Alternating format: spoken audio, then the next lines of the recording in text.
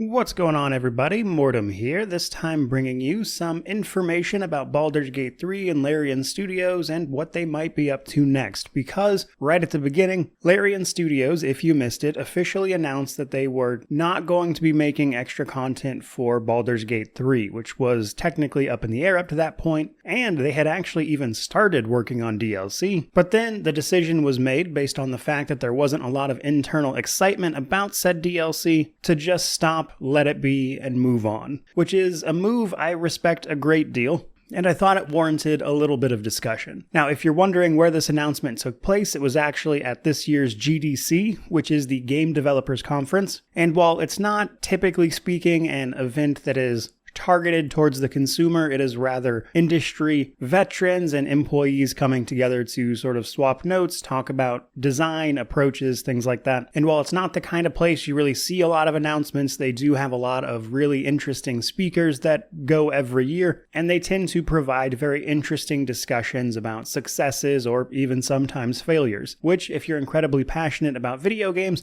can be interesting even if you're not a developer. And it was during one of these presentations that Larian CEO Sven announced that not only did they cancel their planned DLC for it, that again was in progress, but they're also moving away from Dungeons & Dragons entirely. They did what they wanted to do, and they wanted to move on to something that they were more excited about, which we'll discuss in just a moment. But now, time for some personal opinions. First up, I don't think Baldur's Gate 3 really needs any DLC. It's already an incredibly large game. Many of their patches and things that they've done since launch, they've already added and changed many of my initial complaints, making the game even better than it already was. So while I would probably expect another patch or two just to finish things off, it sounds like, by and large, they're simply happy with where the game is, and I don't disagree. I would have loved to have seen some DLC around Avernus, specifically the first layer of Hell, as I think there are some characters connected to the story that don't really get fleshed out, like, for instance, the Archdevil Zariel, one of my personal favorite D&D characters, but none of that is necessary. The story has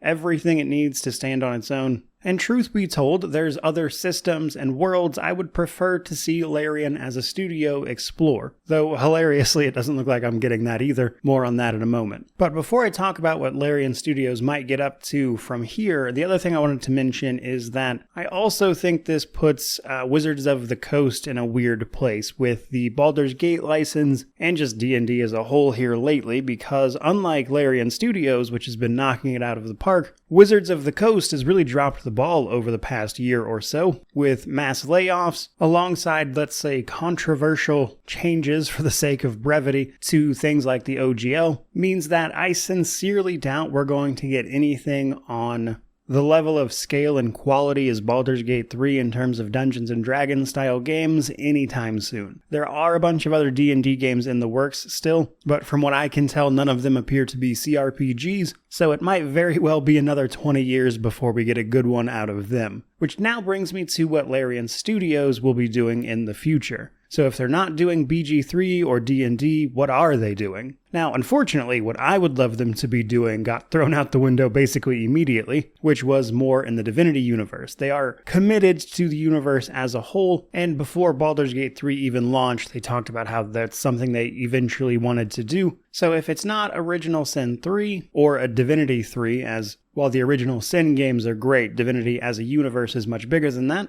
and I used to cover it extensively, which pretty much leaves us with either a brand new IP or another license. And while I don't think another license would technically be impossible, I think it's pretty unlikely. Given the just sheer success of something like Baldur's Gate 3, granting Larian Studios the money to basically do whatever it is they want to do next. And while I obviously have no idea what that new IP would look at, given Larian's track record and how they're behind my favorite universes and some of my favorite games, period, I trust they'll have it well in hand. Realistically, though, I think them working on a new IP to stretch their legs a little bit before jumping back into the Divinity universe and finally carrying on that story and legacy of what it is would be for the best. But regardless of whatever it is they wind up choosing to do, I will say that the world's kind of their oyster at the moment, and compared to the rest of the industry facing mass layoffs and everything, they couldn't really ask for a better spot to be. As such, I'm more than happy to give them the time and patience, benefit of the doubt, whatever other words you want to come up with, to simply see what it is they get to do,